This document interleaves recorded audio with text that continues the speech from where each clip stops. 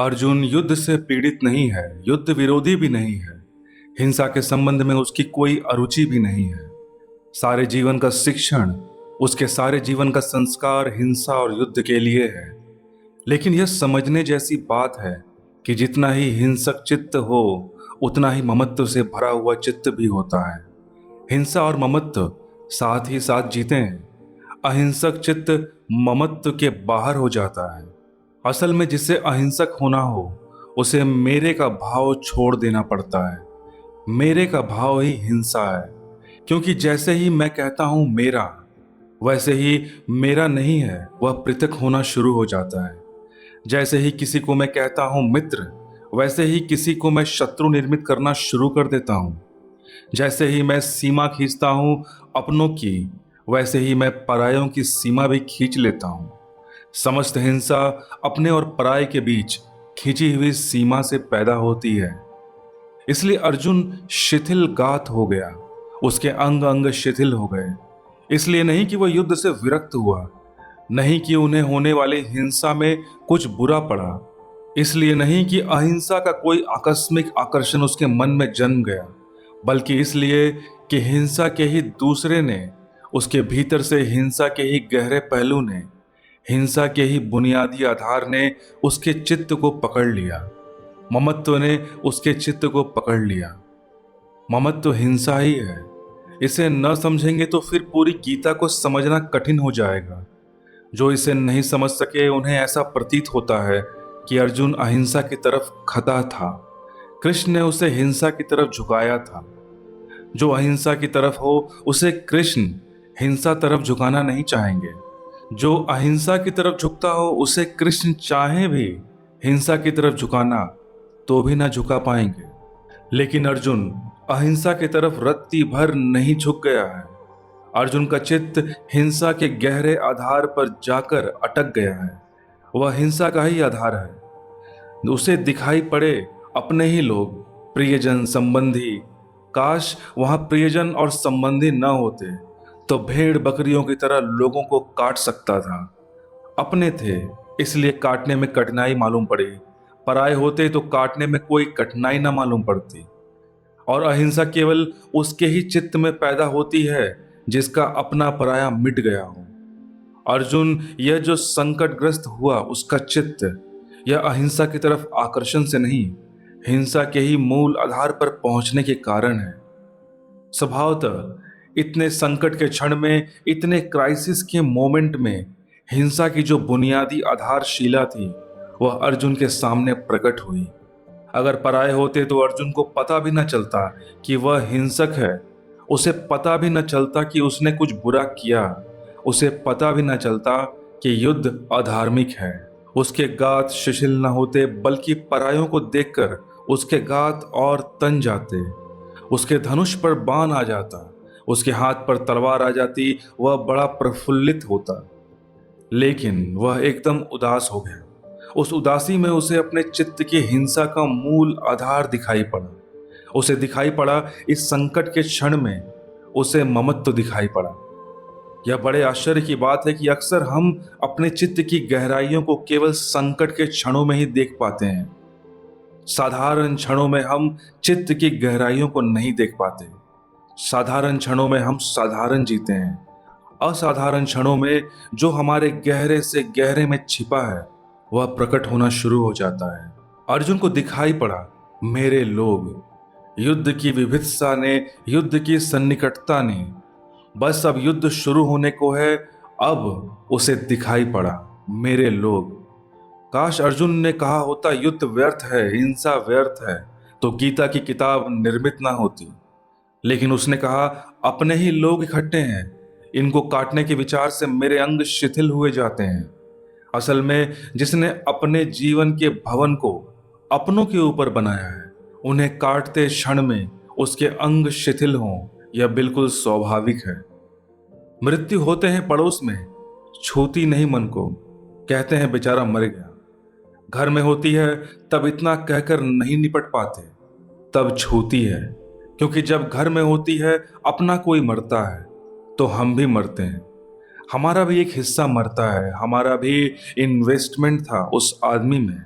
हम भी उसमें कुछ लगाए थे, उसकी जिंदगी से हमें भी कुछ मिलता था, हमारे मन को भी किसी कोने को उस आदमी ने भरा था। पत्नी मरती है तो पत्नी ही नहीं मरती, पति भी मरता है। सच तो यह है कि पत्नी के साथ ही पति पैदा हुआ था, उसके पहले पति नहीं था।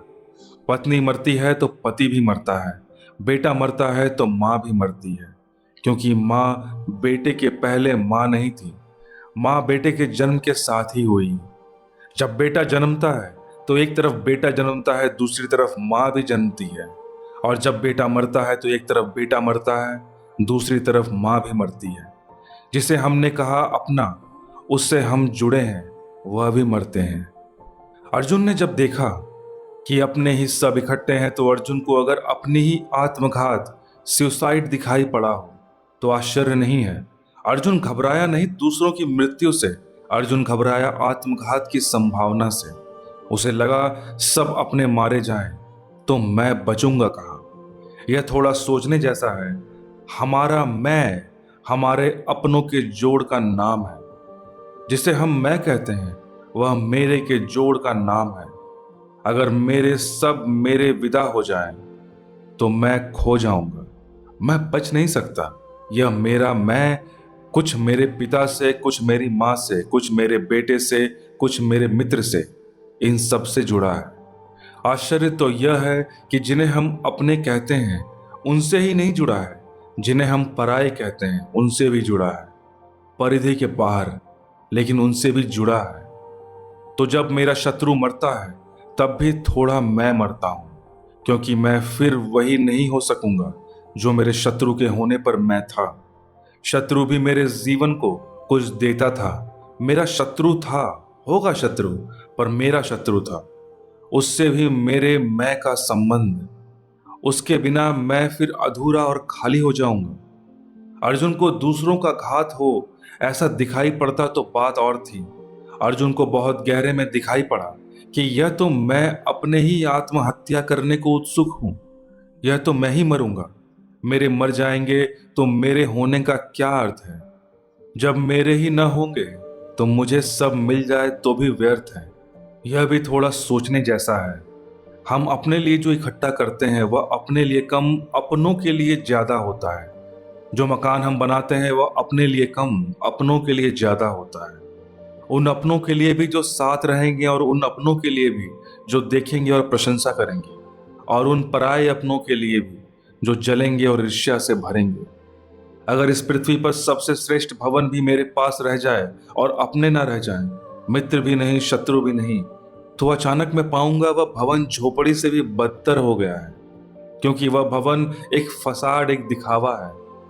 उस भवन के माध्यम से अपनों को, परायों को मैं प्रभावित कर रहा था। वह भवन तो सिर्फ प्रभावित करने की एक व्यवस्था थी। अब मैं किसे प्रभावित करूं? आप जो कपड़े पहनते हैं वह अपने शरीर को ढकने को कम, दूसरे की आंखों को झपने को ज्यादा है। अकेले में सब बेमानी हो जाती है। आप जो सिंहासन पर चढ़ते हैं वह सिंहासन पर बैठने के आनंद के लिए कम, क्योंकि कोई सिंहासन पर बैठकर कभी किसी आनंद को उपलब्ध नहीं हुआ है।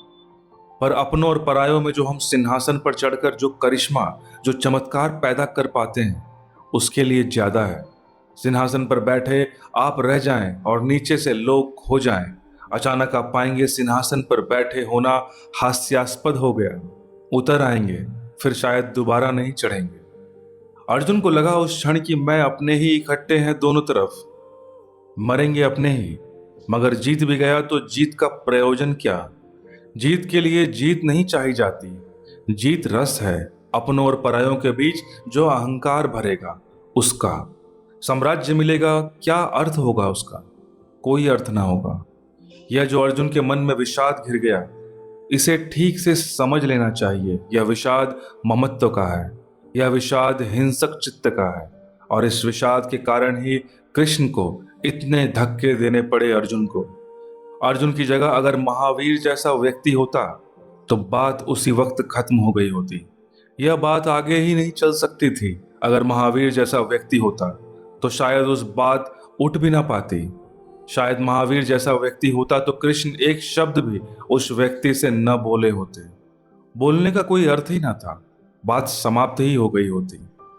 यह गीता कृष्ण ने कही कम, अर्जुन ने कहलवाई ज्यादा है। इसका असली ऑथर लेखक कृष्णा नहीं है, इसका असली लेखक अर्जुन है। अर्जुन की यह चित्त दशा आधार बनी है और कृष्ण को साफ दिखाई पड़ रहा है कि एक हिंसक अपनी हिंसा के पूरे दर्शन को उपलब्ध हो गया है और अब हिंसा से भागने की जो बातें कर रहा है उनका कारण भी हिंसक चित्त ही है। अर्जुन की दुविधा अहिंसक की हिंसा से भागने की दुविधा नहीं है, अर्जुन की दुविधा हिंसक की हिंसा से ही भागने की दुविधा है। इस सत्य को ठीक से समझ लेना जरूरी है। यह ममत्व हिंसा ही है, लेकिन गहरी हिंसा है, दिखाई नहीं पड़ती। जब मैं किसी को कहता हूं मेरा, तो पजेशन शुरू हो गया, मालकियत शुरू हो गई। मालकियत हिंसा का एक रूप है। पति पत्नी से कहता है मेरी, मालकियत शुरू हो गई। पत्नी पति से कहती है मेरे, मालकियत शुरू हो गई। और जब भी हम किसी व्यक्ति के मालिक हो जाते हैं, तभी हम उस व्यक्ति की आत्मा का हनन कर देते हैं। हमने मार डाला उसे, हमने तोड़ डाला उसे। असल में हम उस व्यक्ति के साथ व्यक्ति की तरह नहीं, वस्तु की तरह व्यवहार कर रहे हैं। अब कुर्सी मेरे जिस अर्थ में होती है, उसी अर्थ में पत्नी मेरे हो जाती है। मकान मेरा जिस अर्थ में होता है, उसी अर्थ में पति मेरा हो जाता है। स्वभावतः इसलिए जहां जहां मेरे का संबंध है, वहां वहां प्रेम फलित नहीं होता, सिर्फ कलह ही फलित होती है। इसलिए दुनिया में जब तक पति पत्नी मेरे का दाव करेंगे, बाप बेटे मेरे का दाव करेंगे, तब तक दुनिया में बाप बेटे पति पत्नी के बीच कलह ही चल सकती है, मैत्री नहीं हो सकती। मेरे का दावा मैत्री का विनाश है। मेरे का दावा चीजों को उल्टा ही कर देता है, सब हिंसा हो जाती है। मैंने सुना है एक आदमी ने शादी की है, लेकिन पत्नी बहुत पढ़ी लिखी नहीं है। मन में बड़ी इच्छा है कि पत्नी कभी पत्र लिखे। घर से बाहर पति गया है तो उसे समझा कर गया है, थोड़ा लिख लेती है। समझा कर गया है, क्या क्या लिखना। सभी पति पत्नी एक दूसरे को समझा रहे हैं, क्या क्या लिखना। उसने बताया था ऊपर लिखना प्राणों से प्यारे, कभी ऐसा होता नहीं है नीचे लिखना चरणों की दासी। पत्नी का पत्र तो मिला, लेकिन कुछ भूल गई। उसने ऊपर लिखा चरणों की दास और नीचे लिखा प्राणों की प्यासी। जो नहीं लिखते हैं उनकी स्थिति भी ऐसे ही है, जो बिल्कुल ठीक ठीक लिखते हैं उनकी स्थिति भी ऐसे ही है। जहां आग्रह है मालकियत का, वहां हम सिर्फ घृणा ही पैदा करते हैं, और जहां घृणा है वहां हिंसा आएगी। इसलिए हमारे सब संबंध हिंसा के संबंध हो गए हैं। हमारा परिवार हिंसा का संबंध होकर रह गया है। यह जो अर्जुन को दिखाई पड़ा, मेरे सब मिट जाएंगे तो मैं कहां, और मेरों को मिटाकर जीत का साम्राज्य का क्या अर्थ है। इससे वह अहिंसक नहीं हो गया है। अन्यथा कृष्ण आशीर्वाद देते और कहते विदा हो जा, बात समाप्त हो गई। लेकिन कृष्ण देख रहे हैं कि हिंसक वह पूरा है, मैं और ममत्व की बात कर रहा है, इसलिए अहिंसा झूठी है। जो मैं की बात कर रहा हो और अहिंसा की बात कर रहा हो, तो जानना कि अहिंसा झूठी है, क्योंकि मैं के आधार पर अहिंसा का फूल खिलता ही नहीं। मेरे के आधार पर अहिंसा के जीवन का कोई विकास ही नहीं होता। धन्यवाद।